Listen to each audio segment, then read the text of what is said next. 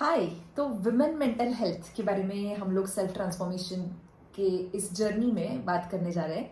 कल ही world mental health day था और कुछ दिन पहले ही ऐसा कुछ हुआ था कि मैं खुद काफ़ी लो फील कर रही थी और मुझे जस्ट ये महसूस हुआ कि अगर इतने समय से मैं खुद साइकोलॉजी के बारे में पढ़ती हूँ, ब्रेन हेल्थ के बारे में पढ़ती हूँ, स्पिरिचुअलिटी के बारे में पढ़ती हूँ, सेल्फ अवेयरनेस के बारे में पढ़कर भी अगर मुझे इन सारे अप डाउन से जाते वक्त तकलीफ होती है, तो जो सेल्फ ट्रांसफॉर्मेशन चैलेंज की जो देखने वाली जो मेरी फ्रेंड्स है उनको भी तो ये तरीके की दिक्कत होती होगी। तो क्यों ना थोड़ा बहुत अवेयरनेस जितना भी मुझे है वो मैं कहीं ना कहीं आप लोगों के साथ शेयर करूं। ये उसका पर्पस है। तो कुछ सीरीज में ये वाले टॉपिक्स हम लोग डिस्कस करेंगे।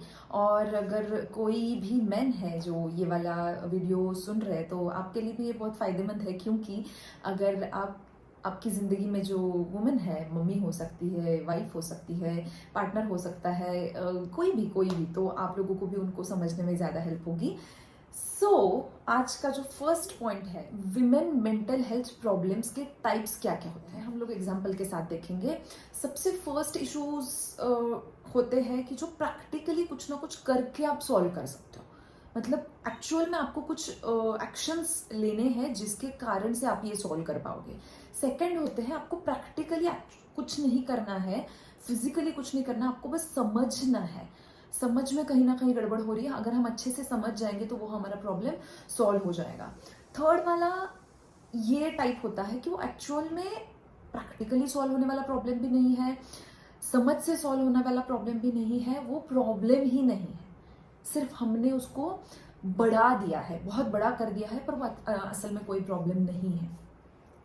सबसे फर्स्ट हम लोग देखेंगे कि मान लो कोई लड़की है या कोई किसी की उसका एजुकेशन कंप्लीट हो गया है या शादी भी हो गई है और वो फाइनेंशियली डिपेंडेंट है अपने घर पे, या तो मम्मी पापा पे या तो हस्बैंड पे, तो वो फाइनेंशियली डिपेंडेंट है। अगर ये इशू एक औरत को सता रहा है तो क्या ये चीज़ सिर्फ मेंटल लेवल पे सॉल्व हो सकती है? क्या ये सिर्फ समझ के सॉल्व हो सकती है? नहीं। इसके लिए हम लोगों को एक्चुअल में अपना रिज्यूम क्रिएट करना पड़ेगा, हम लोगों को देखना पड़ेगा कौन कौन सी अपॉर्चुनिटीज़ है, चीज़ों के लिए अप्लाई करना पड़ेगा, अपनी तैयारी करनी पड़ेगी, पढ़ते रहना पड़ेगा, वो वाले जो प्रोसेस में हम लोगों को जाना पड़ेगा। चाहे जॉब के लिए हम प्रिपेयर कर रहे हैं, कुछ भी सेल्फ एम्प्लॉयमेंट के लिए कर रहे हैं, तो फाइनेंशियली डिपेंडेंट होना, ये टाइप का जो प्रॉब्लम है वो है जहाँ पे प्रैक्टिकली स्टेप्स उठाने हैं। अभी जो दूसरा टाइप है कि जो सिर्फ समझ के साथ ठीक होता है, एक मेंटली औरत इशू फेस कर सकती है कि बहुत ग्रांटेड लिया जाता है उसको, और उसके लिए अलग से उसको वैल्यू नहीं फील होती, उसको कहीं ना कहीं दिखता है कि हर कोई अपने हिसाब से आ रहा है, जा रहा है, अपने अपने काम कर रहा है, मुझे ग्रांटेड लिया जा रहा है।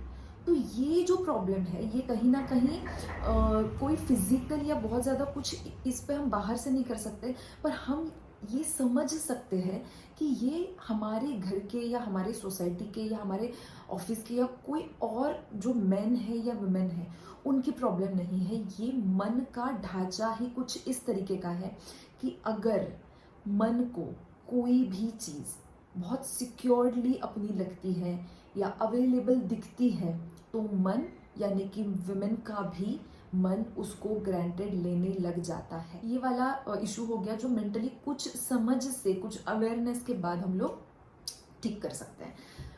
तीसरा टाइप का इशू, फॉर एग्जांपल कुछ मान लो कि लड़की की शादी नहीं हो रही है, या लड़की को शादी के बाद वो कंसीव नहीं कर रही है, या जो भी उसका दिखना, ये सारी चीज़ों पे, या बच्चा हो गया और उसके बाद उसका बच्चा बाकियों से अलग है, ऐसे कुछ भी चीज़ों में ये एक टिपिकल इशू फील किया जाता है कि लोग क्या कहेंगे, सोसाइटी में मेरे जो टिक मार्क्स है वो बाकियों की तरह नहीं हो रहे हैं।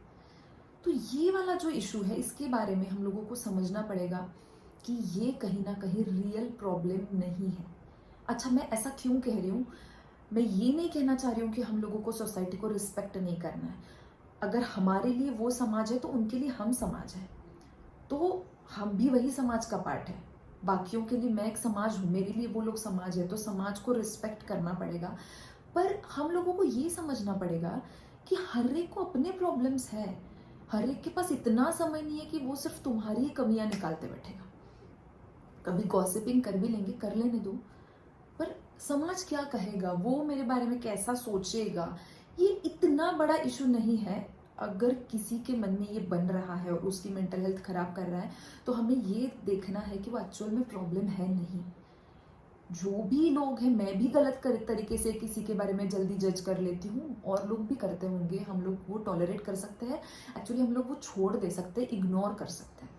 सो लोग क्या कहेंगे, समाज क्या कहेगा, बाकी मेरे रिलेटिव्स मेरे बारे में, मेरे बच्चे के बारे में, या मेरे शादी के बारे में, मेरे जॉब के बारे में, मेरे घर के बारे में क्या बोलेंगे, ये थोड़ा सा एग्जैजरेटेड प्रॉब्लम है, वो रियल प्रॉब्लम है नहीं।